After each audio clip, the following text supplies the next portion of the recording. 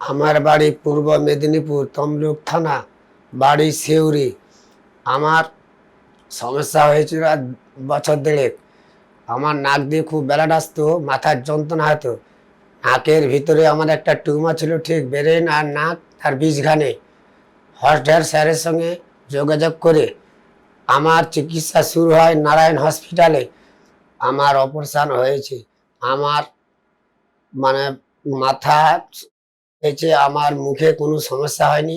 আমার মুখ যেরকম ছিল সেরকমই আছে।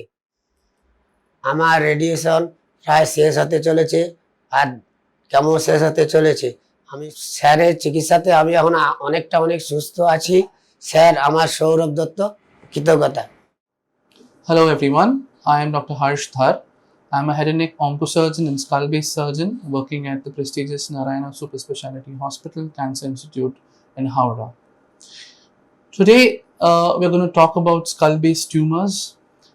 In a previous segment, we've already discussed about what are skull-based tumors, and to be in brief, these are tumors that arise at the base of the skull, at the roof of the nasal cavity, going quite posteriorly, and are very difficult to access.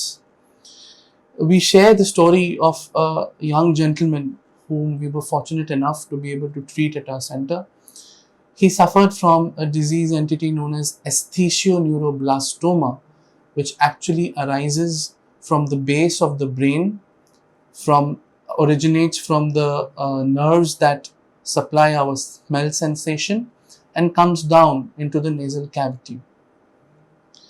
This surgery in the earlier days used to be a very morbid surgery with a lot of huge scar on the face, and also required opening up of the skull bone. For this gentleman, we were fortunate enough to do a combined open and endoscopic approach. The disease was such that we had to do a craniotomy that was done by our esteemed neurosurgeon, Dr. Nilay Vishwas sir.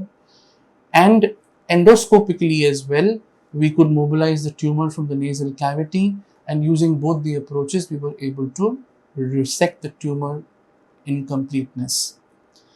The patient's advantage of this approach was that he could do without a facial scar. He could recover fast in the post-operative period and get discharged within 6 days after surgery.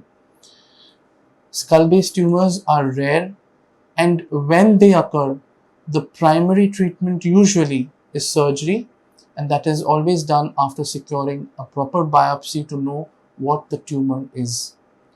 The type of tumor guides the treatment, and today we are happy to say that at our center we have the expertise, the surgical infrastructure, and the manpower to execute these kinds of very challenging surgeries which require a combined team approach of a head and neck ENT or a skull-based surgeon as well as a neurosurgeon. We are very happy for our gentleman, for our patient, and he is soon going to go back home and get back to his normal life. Thank you.